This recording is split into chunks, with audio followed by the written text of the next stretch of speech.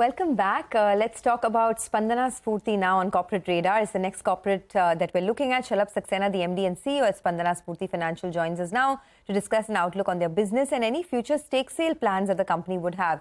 Shalabh, thanks a lot for joining in. I want to start by asking you about how demand trends are shaping up at the moment. What is the kind of disbursement growth that you're looking at, over the next couple of quarters, and what do you think you could end the year with?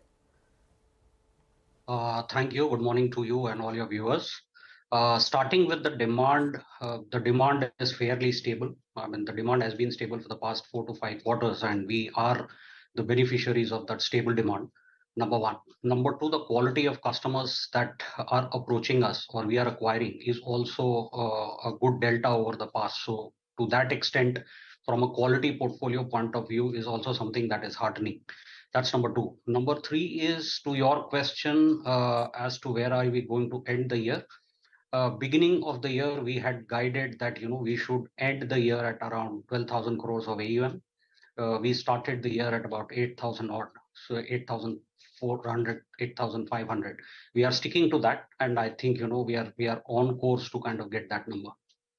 Okay, so 8,500 crores is how you started the year. 12,000 is where you lend. So you're saying you're looking at a 40% growth in the AUM by the end of FY24? Rough and ready, yes. It's a small base, so 40% is probably has to be looked at in context. And what does this mean if you're looking at a 40% growth? What does this mean in terms of asset quality? Can you give us an outlook on that as well? Yes. So if I turn the clock back to when we made this, we had guided 2% credit loss in the financials that we had baked. The last, if I just reel out the numbers of the last 2 quarters, March of FY23, we ended at 2.07. Quarter 1 was at 1.63. So it was lower than that. So, I think you would be fine on that. Shalabh, hi, good morning. Could you we'll get back to some of the financials and how the business itself is running, but just if you can update what is the latest in terms of how much stake does Ms. Padmaja Reddy now own in the company? She has 13% and some bips above, just about 13.1, 13.2, rough and ready. 13.4%. Yeah, rough. 13.1. Okay. So this is her along with the husband, the total stake. That's correct. So from 17%, I think same time last year, down to about 13, a little over 13% now, right? Yes. And do you have any communication? I mean, should we expect more in terms of share sale? So, look, that is something for her to answer. You asked me a statistical question. I have given you a statistical answer. Obviously, this is a shareholder matter. It doesn't really, we are completely focused on what we to deliver. This shareholders, it's their call. Okay. All right. Just since we're talking about, the shareholding, Shalabh, I wanted to ask you about Kedara Capital. There were some reports that indicated that maybe they are looking to sell their stake and maybe one of those banking names could emerge as the buyer. You want to clarify on that? Look, so I have been on this show and I've kind of given the same answer to the same question. When the new management joined, which was in 22 of March, we presented to the board a Vision 25 document where we said that we are going to take the company to a 17,000 crore number in 3 years from 22 to 25. The board agreed to that, and the board is completely behind us when it comes to the delivery. Number one. Number two, everybody believes that there is an opportunity in the market, and hence it is a good time to really capitalize. So while I do not know about there were media reports, but as far as we are concerned, and even the board for that matter is concerned, it was completely endorsed the plan at that point in time. We continue to chug along. Okay, all right. So as of now, no communication whatsoever, but that's something, that the stock market will be looking forward to, but no comment as of now. Well, tell us about your cost of borrowing. That would have gone up, right? Could you tell us by how much? And what would that mean in terms of NIMs from here on? So cost of borrowing for the last quarter was about 12.3%. As far as we are concerned, and I'm sticking my neck out and saying that as far as we are concerned as an institution, I think we've maxed out as far as the borrowing rate is concerned or borrowing cost is concerned. There were quite a few public sector institutions that were not really a part of our family or a part of our the entire lending pie, which has started coming in. So this quarter and the next quarter should see a few PSUs walking in, which should push the cost of borrowing south. So that's the cost of borrowing answer. On the NIMs, we were, in the range of about 13.8 to 14%. Last quarter, we were at 14%.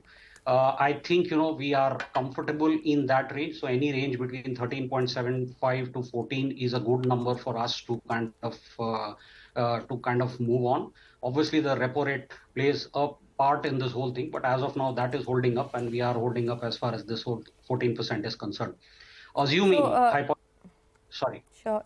Sorry. Also, on cost of borrowing, it's interesting. You're saying that you've peaked out and it was 12.3%. So you're expecting it to go south in the remaining quarters. Any target that you're looking at in terms of cost of borrowing by the end of the year? From 12.3, how much could it come down to?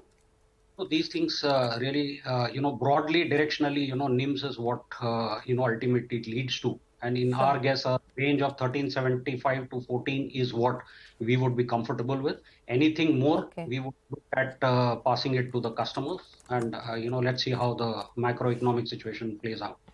Okay. Any co-lending model with banks that you're looking at over the next, say, 1 year or so?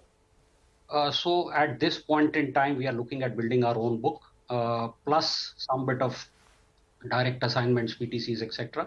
Co-lending opportunities, we've been approached by various institutions. For now, we are just kind of given it a pause. At a point in time, we will pick it up. But at this stage, we're just kind of holding it. We're just building our book.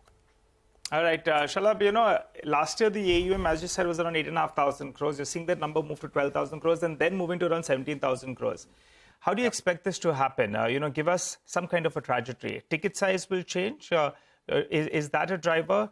Will there be some geographic diversification that you're looking at? A couple of details in terms of the path towards that 17,000 crores. Sure. So, and it's a very important question. So fundamentally, and, I've been making this statement often again, fundamentally, we believe that the growth in our institution will come from customer acquisition and not ticket size, number one. Okay. In fact, over the next few quarters, you will see our average indebtedness at a customer level going down. That's number two. Number three is, as far as the geographical expansion is concerned, when we presented that plan, we had identified 7 states where our market share was very minuscule. Those are the 7 states broadly and mostly up in the north, with an addition of Tamil Nadu in the south. So those were the 7 states, which we had kind of identified. Most of the growth will come from these states because they are new markets for us. New market as in contextual, not completely brand new, but we kind of wanting to scale it from the current 0.3, 0.4 market share to maybe a 2.5%. So for Spandana Sphoorty, the growth will come from these 7 states.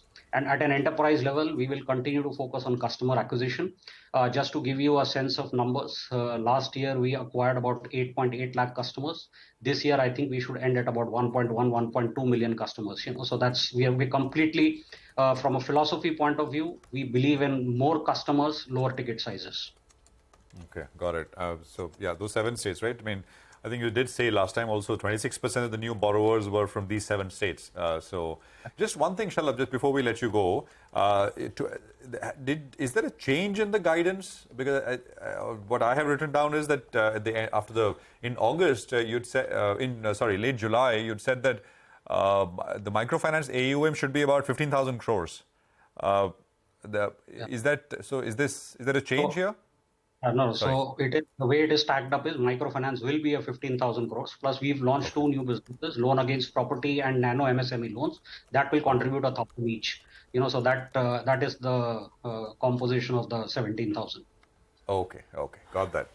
Just wanted to clarify. Thank you very much for joining us, Shalabh. Appreciate you joining in and clarifying on all of those things. Thanks indeed. So that is, Spandana Sphoorty with some perspective. The market.